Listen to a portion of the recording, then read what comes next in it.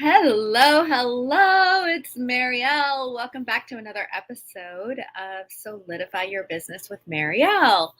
Um, I'm so excited to be here because today we're going to be talking about something that we've all suffered from at one point or another. Like, let's be honest here. The visibility blocks, the visibility gremlins are real. And so I'm excited to come to you with these five visibility blocks that I've identified, not only at one point or another in myself, but I've also seen it in hundreds of my students that I've worked with in the past.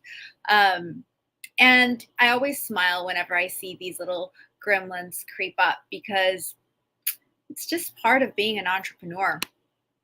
So, with that said, we are really going to dive deep into these five things because my goal is that with this episode, you're going to really take a deep, hard look at yourself, at your life, at why you're not doing more videos, why you're not creating more content, why you're not putting out your wisdom into the world. Like perhaps you've been someone who's been wanting to get more visible and wanting to share more with more people, not only so that you can get more business, because we all know that if you don't have if you don't have the visibility, if you don't put yourself out there, people are not going to know about you, so they're not going to be able to either sign up for your courses or your retreats or your group coaching programs. So that's like the obvious thing, right? But the truth is that in your heart, in your soul, you really want to be more self expressed. You really have this wisdom, this knowledge, these skills that you have gained within, within the in your past that have brought you to where you're at. I always say, it's scary. It's scary to share our mess because it's now our message, right? For most of us experts, heart centered entrepreneurs, coaches, creative experts, you're possibly teaching something that you have been able to overcome yourself. And because of that, it becomes something that's really, really vulnerable. So just so you know, at the time of this recording, I am going live inside of my Facebook group. So, Bold, Brave, and Brilliant on Camera. So, if at any point you have any questions or comments, thoughts, ideas that you want to share with me, go ahead and post them in the comment and I will answer them and acknowledge them in real time. So, let's get started here. So, one of the biggest reasons, so there's definitely different different reasons why people um, have these visibility blocks. I'm going to address a few of them here today. The very first one is actually kind of obvious. It's imposter syndrome, right? Like, that's the obvious reason. Imposter syndrome really creeps up when you are turning the dial on your visibility. Because let's be honest, it can feel like an uphill battle to to create more content, to get more visible on social media, especially if you are starting to increase that visibility where us geeky marketers identify as a cold audience, right? So if you're brand new to Instagram or TikTok, or you don't know any of these people, it's like walking into a party that you know no one and getting on stage and sharing something vulnerably, right? So you're not weird. It's totally normal to feel this way. It gets a little bit easier to get visible inside of warmer scenarios, warmer environments, like maybe your Facebook group, your community, or your email or your newsletters. But for most, wanting to get visible really starts with that cold audience, with like putting yourself out there. So inevitably, that imposter syndrome is going to flare up. Now, yesterday, inside of one of our masterminds, I was talking with some of my brilliant coaches, clients actually. And we were talking about like, what is imposter syndrome? What does that even really mean? And, there's everyone has their own definition, but my definition of imposter syndrome is just not feeling like you are good enough to deliver the transformation that you promise your clients. Like feeling like somebody else can probably do it better. Um and just feeling like you're not as good as you want to be yet. And the truth is, for most of you in here, is that you're probably always in learning mode. And the tricky piece about being in learning mode is that, well, I have this saying inside of our courses, inside of our masterminds, you can't just be in learning mode, you have to be in earning mode, learning and earning at the same time. But when we're in learning mode, which is pretty much always, it's so easy to think that I'm not there yet. I'm not there yet. Like we're always striving. And so it really does take a conscious effort to say, "Hey, wait a minute. Yeah, I'm always going to be in learning mode, but that does not mean that I'm not good enough right now to help someone that is perhaps 3 or 5 steps, you know, before me or behind, so to speak, me." Um, so imposter syndrome is a really obvious one. And what I really have to say about this is, and you'll hear me say this over and over and over, you just have to get over it. You have to get over it because at every level that of the journey, there's going to be some form of imposter syndrome. And I like to always look at it as like there's this version of me that feels like it's not good enough. Like you may, because you have that imposter syndrome, you may become a perfectionist, and it's just a part of you. So imagine it's like a character. So when it flares up, just speak to that inner character of yours and say, "Hey, I know you think you're not good enough right now, but let me just tell you, you are." And really, you do have to just get over it, because one of the most important pieces or keys in succeeding in terms of putting yourself out there and help and creating more impact with the people that you are here to serve is claiming your expertise and putting that crown on and saying, "I can help you. Let me take you by the hand. Relax. Let me take you by the hand and let me help you get the results that you need." Okay, so that is one thing that no one else can do for you. No one can claim that for you except yourself. So if you don't do it and nobody else does it for you, then how are your people going to know that that you're there for them, that you can help them? It's like getting on an airplane and and not being confident in the person that's flying the plane, and the pilot. Like I always use this example because I would never get on a plane with a pilot that doesn't claim his expertise, that doesn't know he can do this even in their sleep, the good ones, right?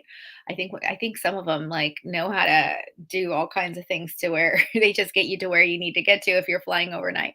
Anyway, um it's the same thing. Like why would somebody watch you if you or tune in to your videos or your live streams if you're not confident in your message, in what you're talking about? Why would people sign up with you if you don't really understand your greatness, your own greatness? Why would they say you're great? Oh, you don't really believe you're great? Well, then why would I believe that, right? So, inevitably, the most important key here is to understand that no one's going to claim your expertise for you. That's your job. That is absolutely your job. So, you know, there's a saying, fake it till you make it, right? Well, I don't like that saying. I like to think of it as practice it until you become more of it.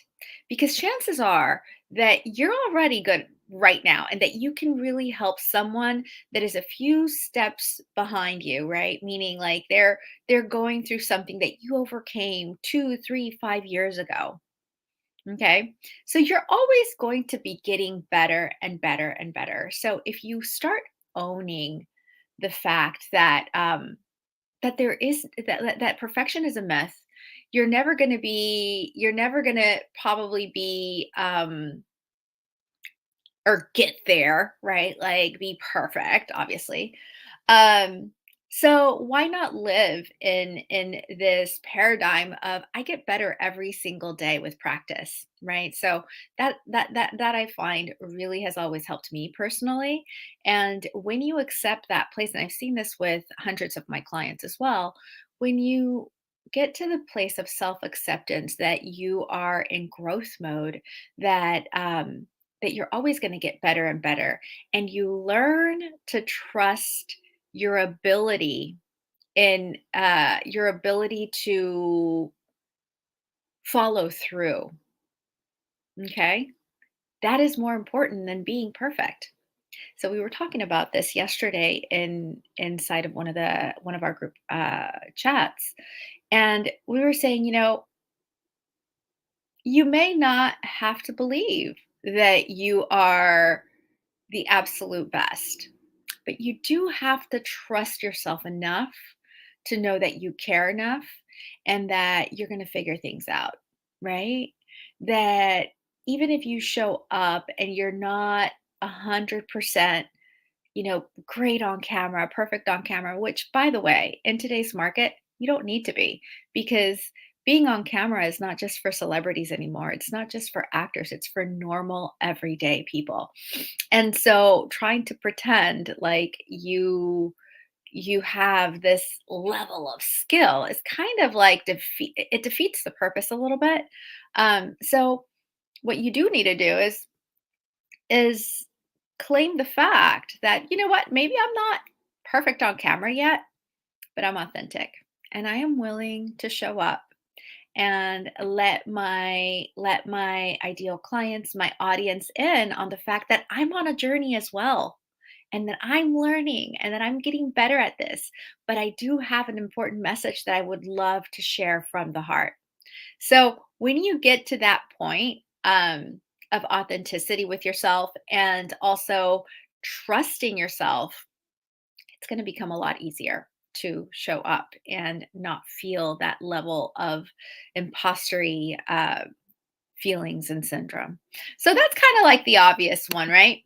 So the next one that I see a lot, and I'm going to actually tell you a couple stories about this, is the fear of failure and the fear of rejection. Now, everybody has this. Okay, so this is actually a pretty overwhelming fear, and if it doesn't get you at the beginning of your visibility journey, it will definitely get you at some point, bite you in the ass, as you get more visible and put your message out there more and more and more. Okay, and that's because we are all beings of connection. We need that connection and interaction, and we have that feeling and that need to be loved and cared for, right? And I think it's actually at the middle of the pyramid in Maslow's hierarchy of needs.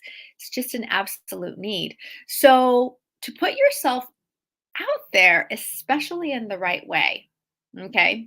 If you're an expert, that means you have opinions. That means that you have wisdom. That means that there are beliefs, like things that you have tested and things that you've tried that have worked and that haven't worked. So if you're a good expert, chances are you're going to be a little polarizing. Okay.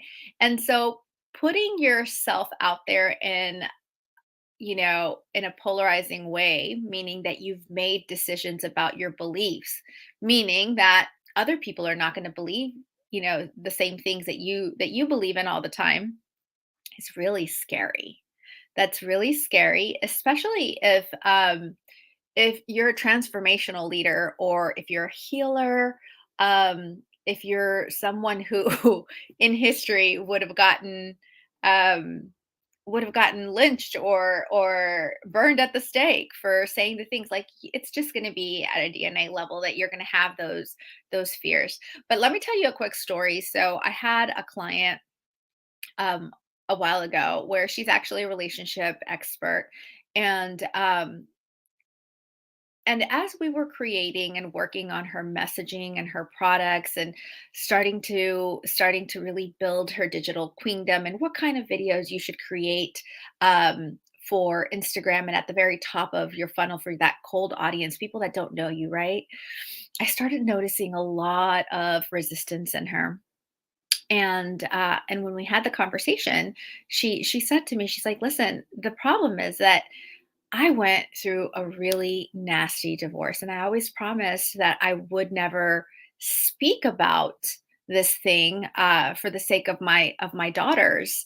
And um and so it was just a light bulb moment for me, because obviously, if you have because we have this fear of not being liked or fear of rejection, it's easy to just put it on paper and just kind of say it that way, but let's be honest, like our lives are messy, right? Like you have parents, grandparents, children, ex-husbands, husbands, um all kinds of people in your life. In her situation, she was just reluctant to get visible because she didn't want to rock the boat. She now had an amicable relationship with her ex-husband. She didn't want to rock the boat there, talking about, her story or about certain things. And she also didn't want to rock the boat with her daughters. And I totally understood that. Okay. And the thing about business and creating a brand, which, by the way, a brand is really an experience that you are creating for your audience, a consistent experience, right? It's like the personality of your business. At the core of every business and at the core of every personality, there is a story, right? And so your story is so relevant and important for the success of your business. It's at the very nucleus of a good brand, truthfully. Um, and not only that, but your story is really that one thing that creates a ton of connection with your ideal clients. Okay, so people want to know, like, how did you come up with this thing? How was this birth? How did this happen? And if you can't tell that story, then because you're afraid of rocking the boat at home, or you have certain personal situations, it's so understandable. So that's just a quick story here. And one of the things that we worked on with her is teaching her how to create, because there is a way that you can be honest and authentic, owning what you went through without having to necessarily spill the beans. You don't have to tell everything about to everyone, to the whole world. But there is so much liberation and so much satisfaction in in telling telling your story and owning your story. And I think it's even important to do so and have conversations with your family about it. And you can do this without being disrespectful. You can do this without outing people, without being a victim, without making them the bad guy. But it is your right to claim that experience, and it is also, if you're going to be an expert and someone who helps others, if your mess is your message, it is a responsibility to learn to tell that story in a way that you feel comfortable, in a way that fits and that works for you. So, with that fear, there's always a way of expressing your story and yourself and your experiences in a way that, like I said, it doesn't make anybody else wrong. It's just a way, it's in how you doing. We call in marketing, we call that messaging. So if your mess is your message, then that's part of messaging. Um, so the other story that I have in about this is I had this other client who we were building this beautiful, amazing strategy together. And then she started actually running some ads and she started getting some negative comments. Actually, um, she was also in the relationship space. So she started getting some negative comments. Now, my client's a genius. Like she has a PhD. She's well versed in astrology, well versed in human design. She's got a lot of tools that she uses to help people. She's a health coach as well, so a lot of different tools. So you can imagine how hard it was for her to like really zone in on how she was going to help people. But what happened is that when we started running this ad and putting this post out there for, I think she was going to have a challenge at that point, she started getting some negative feedback from people that were like part of her church and just part of her community saying, hey, why are you talking about this? This isn't in alignment with our beliefs. And it almost made her stop and question herself in terms of like, should I really be doing this? Am I supposed to be talking about this? Maybe I should talk about something else. So again, you know, at every stage of the visibility journey, you're going to have these things and these gremlins come up. And, I really am a believer that the reason actually I love um, business is because it creates a whole bunch of experiences that make you grow. If you don't grow, then you're not going to really get to the next level, or you can get to the next level, but you're going to fall right back down. It's like in order to grow as a business owner and attain sustainable growth, you have to grow from the inside out, right? You really have to, that's why I love the word solidify. You have to really solidify your business, your process, the things that you do, the way you make decisions.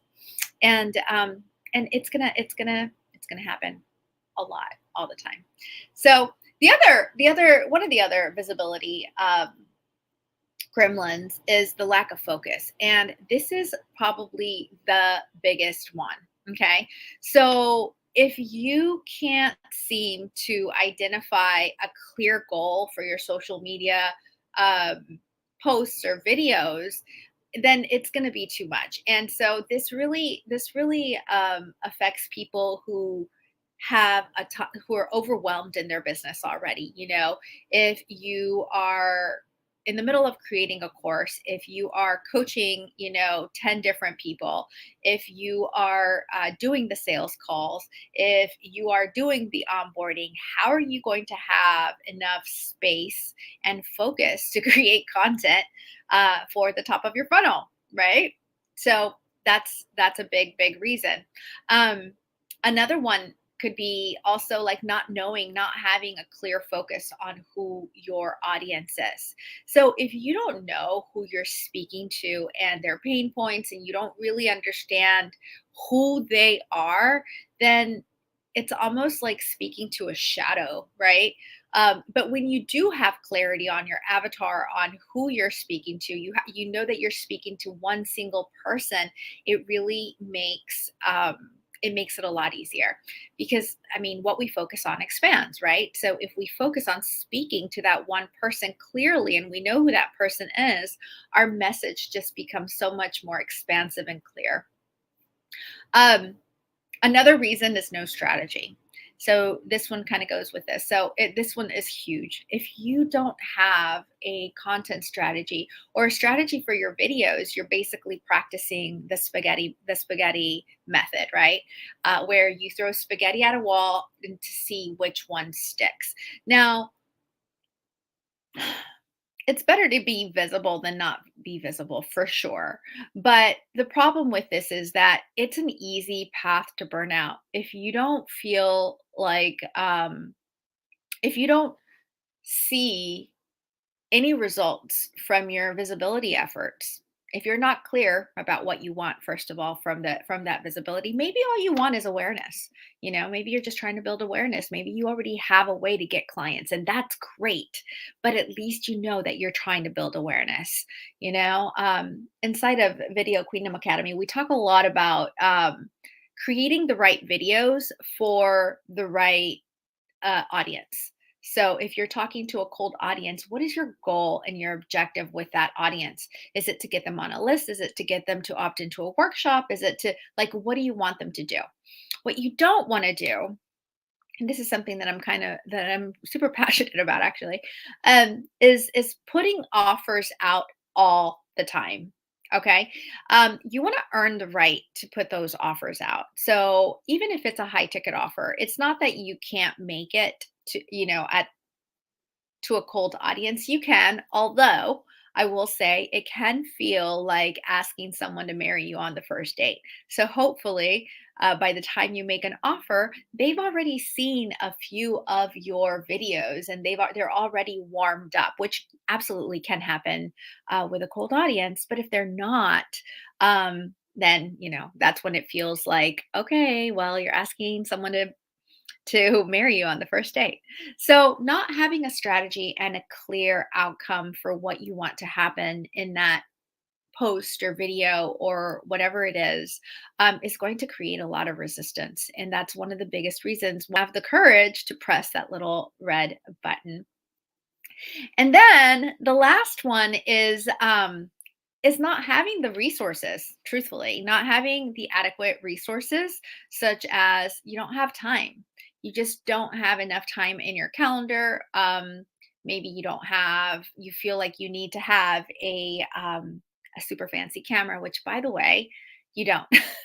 Your phone, like I said, we're not living in the times where video was exclusively for people who were on television. And no, like, everyone is using video. So all you need is your phone. All you need is good lighting. If you don't have it, you can go outside. Chances of you having one of these little earbuds are pretty high. Those have noise cancellation. So you don't need a lot, but you do need to have some time. And that time needs to be intentional, because if you don't, you're going to have a ton of resistance, and B, you're going to be winging it, and your best work is not going to, and your best message is not going to flow out of you if you're winging it. So definitely having the adequate resources is super, super important. So I am curious, like, where do you see you have the most visibility blocks? Where do you see? Because what you want to do is you want to make sure that you identify that visibility block, and that you ask yourself questions like, why do I feel that way? Okay, so maybe it's the fear of rejection and the fear of failure, right? If that's it, like, really try to identify what situation in your life needs healing. What needs to happen in order to get that healing? Who do you need to have a courageous conversation with?